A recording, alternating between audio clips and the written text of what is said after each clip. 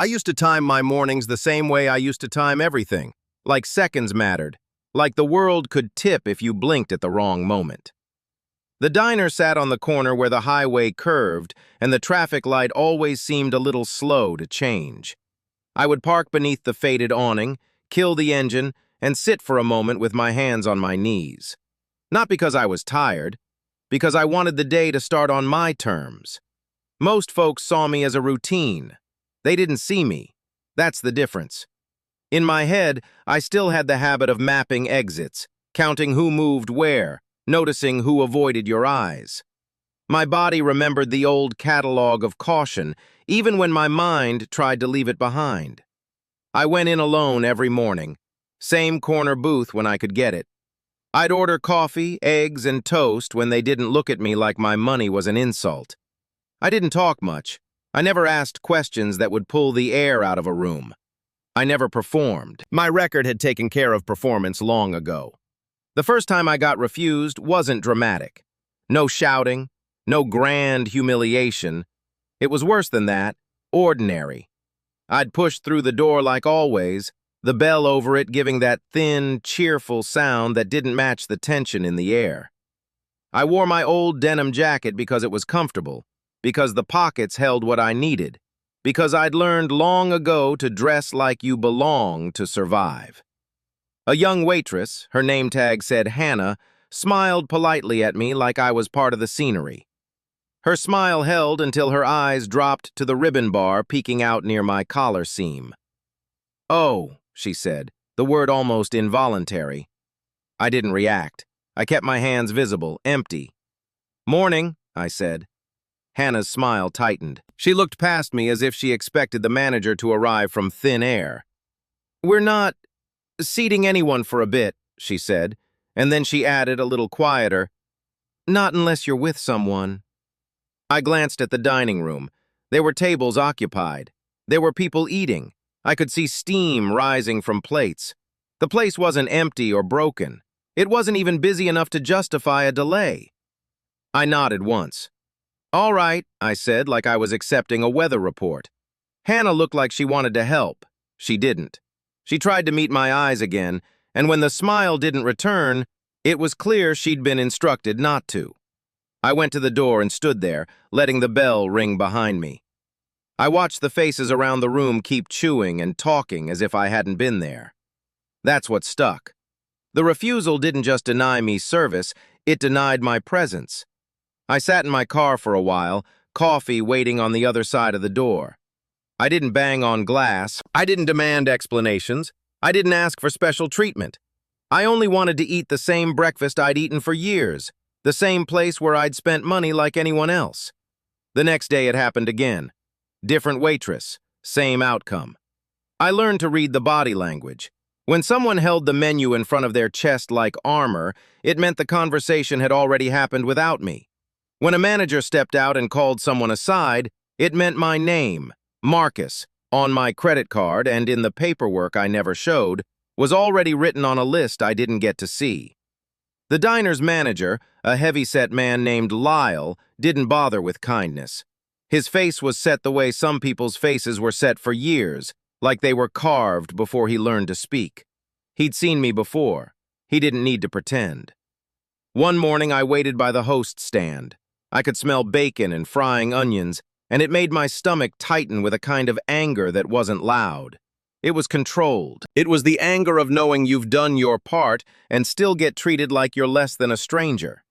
A family came in ahead of me. Lyle greeted them. He waved them to a table like he owned the place. When I stepped forward after they were seated, he lifted his hands slightly, palm out. "Stop."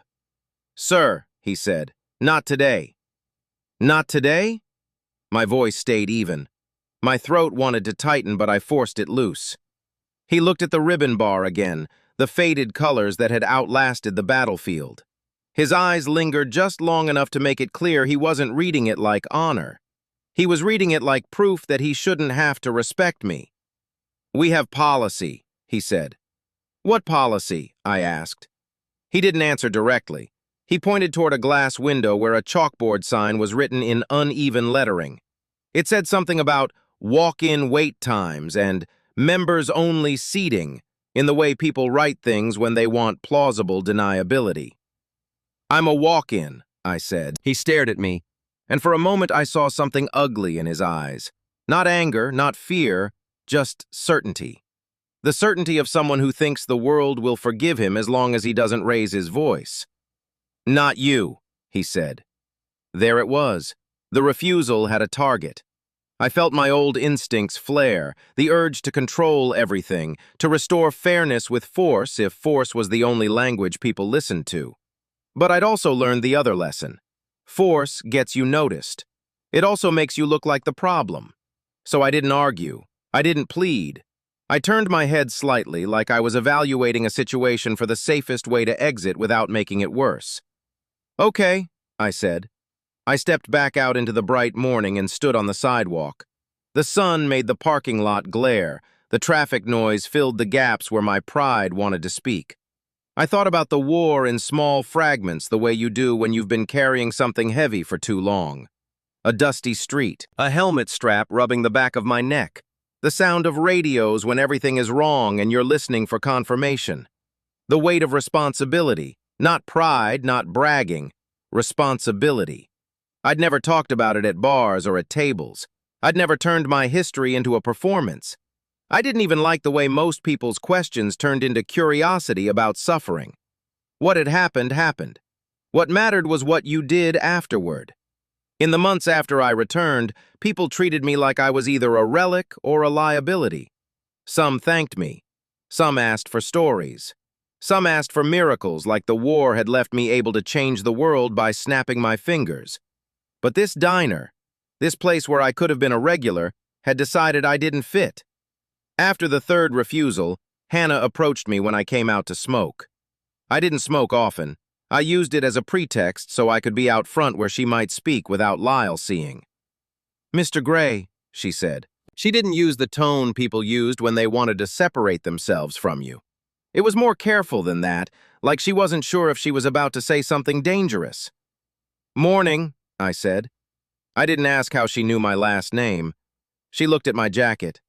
"They shouldn't—" She stopped, then tried again. "They shouldn't treat you like that." I watched her hands. Her fingers worried at a ring she wore, spinning it and then catching it. Anxiety. "They're not treating me like a person," I said quietly. Hannah flinched slightly, but she nodded. "I can't," she whispered. "If I do anything, Lyle, he gets mad." I could have pressed. I could have demanded she stand up for me. But that would have put her in the crosshairs, and I wasn't there to create new casualties. "Does he know what's on my chest?" I asked. Hannah swallowed. I think he does." "Do you?" I asked. She hesitated again, then her voice came out lower. I looked up what I could. "I'm not—" She shook her head like she needed to correct herself. "I'm not trying to be disrespectful, I saw you come in here for months. You always ask for the same things. You always—" She searched for a phrase that wouldn't sound like pleading. "You always pay," I finished for her. Her face softened with a relief that felt almost like guilt. "I didn't want to believe it," she said, "but I started to notice the way he says, 'not you,' like the words have been practiced." I let silence sit between us.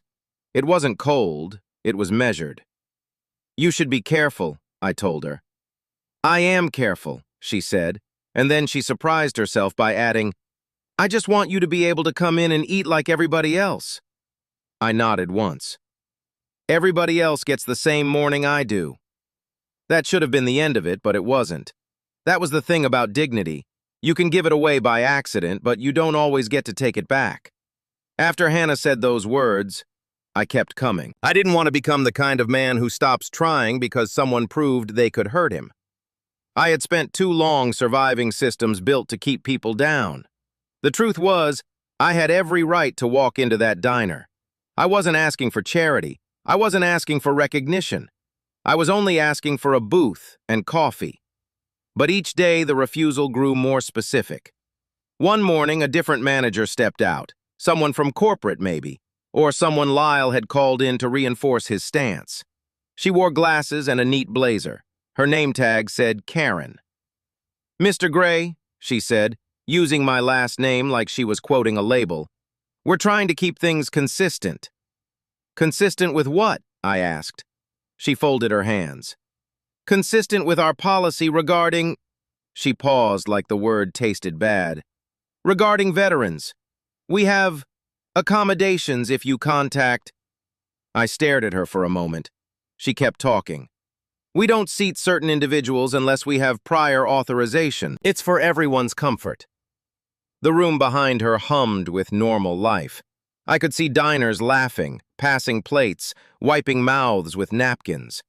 Nobody looked at me long enough to see what they were doing. I felt the old temptation to correct the world with sharp edges. But again, restraint served me. "What authorization?" I asked. Karen's eyes shifted to my chest as if she needed to confirm she was looking at the reason. "I'm not able to discuss that," she said. "Please understand." I didn't understand anything she was offering. I only understood that understand was a word used when someone wants you quiet. So I stayed quiet. I didn't argue. I didn't raise my voice. I didn't tell her she was wrong. I stepped back out onto the sidewalk, letting the morning move past me. In the days that followed, I drove to a different diner. I didn't like it, not really. Something about that corner had become my routine, my small promise to myself that I'd still belong in normal life. But every time I took the other route, I could feel the weight of the refusal like a stone in my pocket. I went anyway. The morning I finally heard the name in a room full of people, I didn't know anything yet. I only knew the diner's door was familiar, and I knew my legs carried me in like they'd been trained. I arrived early, earlier than usual. The sky was still pale, the parking lot still empty enough that I could hear my own thoughts. When I stepped inside, it smelled like fresh coffee and frying batter. My eyes adjusted slowly, and my chest tightened as it always did when I expected to be dismissed again. Lyle was at the host stand, already watching me. Karen stood near the office hallway. Hannah stood behind the counter with her hands folded, eyes fixed on the floor. The diner looked ready for me the way a courtroom looks ready for a defendant. Lyle didn't greet me. He just made a small gesture pointing toward the window sign. "Wait time," he said. I looked at him. "Wait time for what?" He shrugged like it didn't matter. "It's not seating you." That's what he'd trained himself to say, "not you." Like I was a mistake the world could erase.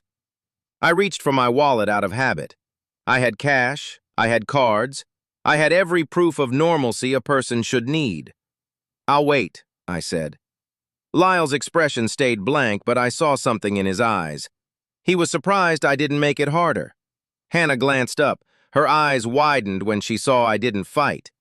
Maybe she expected anger. Maybe she thought anger would be what Lyle wanted, so he could punish it. I stood there, hands at my sides, shoulders relaxed. My ribbon bar caught light when I moved. It wasn't bright, but it wasn't hidden either. Then the bell over the door rang again. People turned. A man entered with the kind of presence that didn't require volume.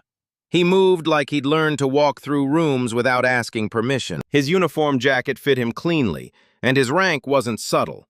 It carried itself like gravity. The room went from ordinary to controlled without anyone noticing exactly when it happened. Lyle straightened. Karen stepped closer, her face immediately changing, like she'd been waiting for this moment but pretending she hadn't. The officer paused just inside the door, taking in the room. He didn't look at menus. He looked at people. His eyes stopped on the booth near the window, on me standing near the host stand. He didn't speak loudly at first. His voice carried anyway. "Is that him?" he asked. Hannah's breath caught. I saw her shoulders lift.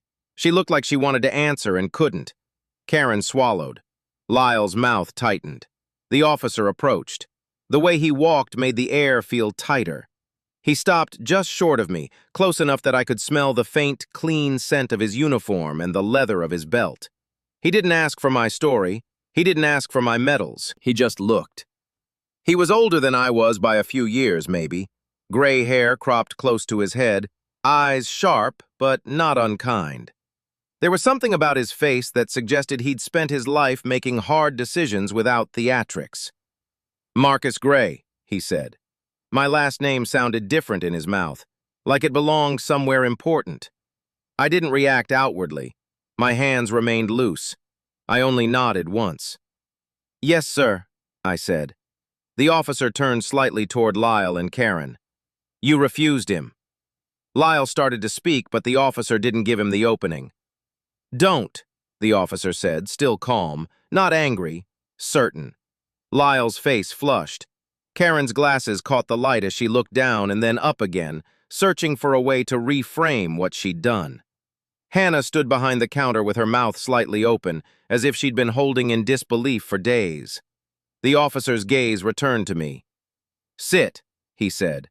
He didn't ask permission. He didn't ask if the kitchen was ready. He simply instructed the room as if the room already knew. I looked at the nearest booth. The cushion was worn at the corners from years of use. The table scuffed where too many hands had wiped it down. It was a normal booth. It didn't feel ceremonial.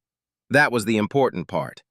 I moved with slow control and sat down.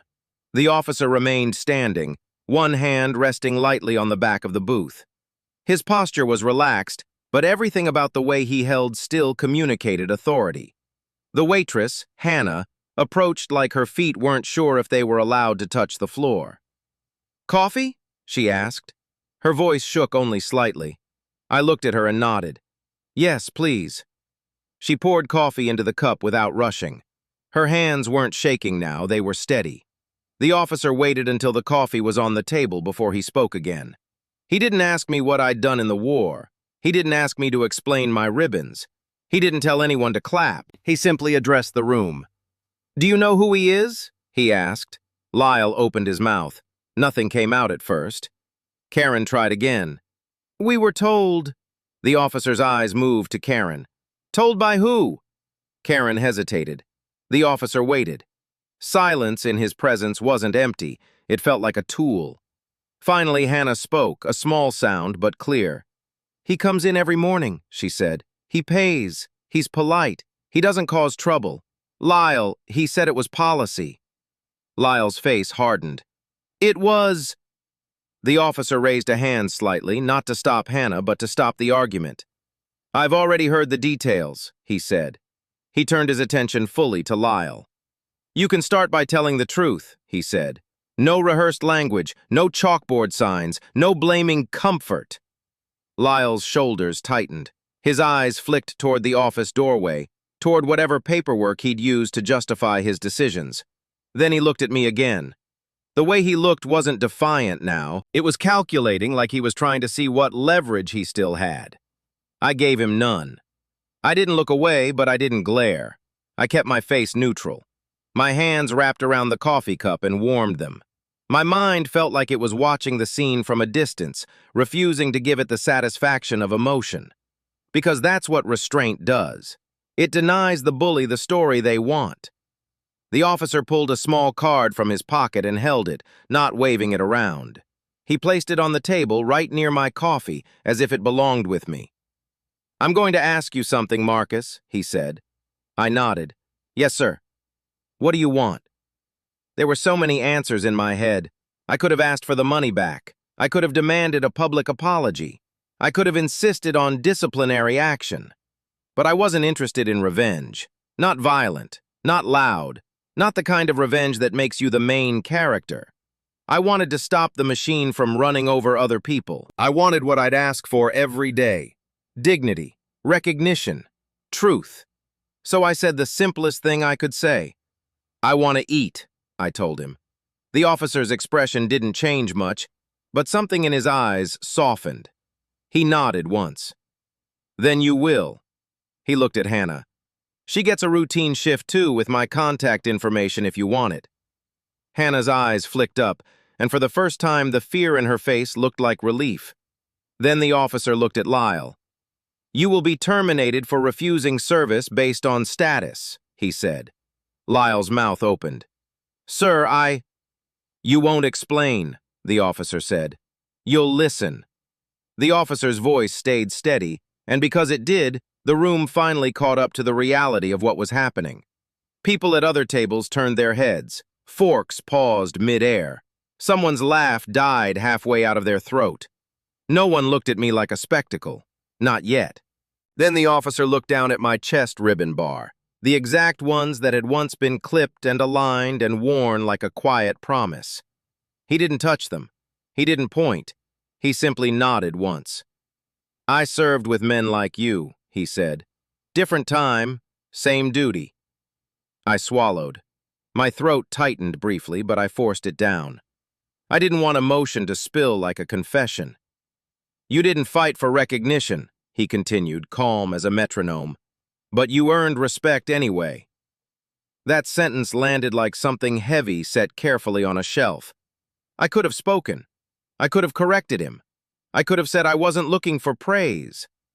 Instead, I lifted my coffee cup and took a slow sip. The officer stepped back from the booth, letting the moment return to normal shape. He didn't keep me in the spotlight. He didn't make a show of removing the spotlight. He only guided it away from humiliation. After he walked out, the diner stayed quiet in the way rooms do after a siren fades. People resumed eating, but I could feel the lingering awareness, like everyone now knew they'd been standing too close to something important.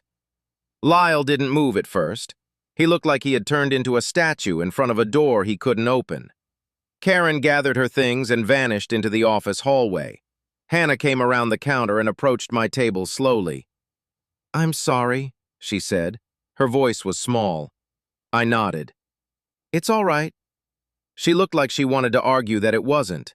I didn't give her that extra weight. "Did you know?" she asked. I stared at the table for a moment. Not because I was avoiding her, because the question deserved honesty. "I knew they were deciding without asking," I said. Hannah exhaled, and a tear threatened but didn't fall. She blinked it away. "You didn't deserve that," she whispered. I met her eyes then. My voice stayed even. "No," I agreed. "I didn't." She touched her apron near her waist, grounding herself. Will the officer do something?" she asked. I didn't want to talk about what someone higher had decided. I didn't want to turn it into a story about paperwork. I only said what mattered. "They did what they should have done," I told her. Then I ate my breakfast. Not with triumph, not with revenge. I ate like a man who had earned the right to start his day without asking permission. Later that week, the diner was different. There were no signs about policy, no vague instructions. People came in and got seated quickly. Hannah smiled more openly, as if her face had been freed from an invisible mask. I walked in again, expecting Lyle to be gone, expecting the room to recognize me differently now that the truth was in the air. The bell rang again. The sound still surprised me sometimes.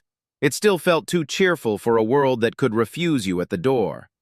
This time, the host greeted me by name. "Marcus," she said. I nodded. "Morning." Hannah came over with coffee. "I heard it all got handled," she said.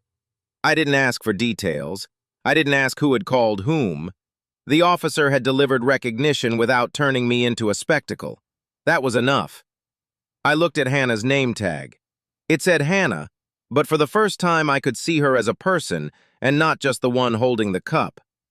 "You kept coming too," she said quietly. I paused, spoon hovering above my eggs. "Did I?" I asked, though I knew what she meant. She nodded. "Even when they said no, even when they acted like you were inconvenient." I thought about that word, convenient. It was used for people who weren't worth the effort of being kind. "I didn't come for them," I said. "I came for me." Hannah held my gaze, understanding arriving without being spelled. "You still don't brag," she said. I smiled slightly, not because it was funny, but because the observation was honest. "I don't need to," I told her. "My record is already written."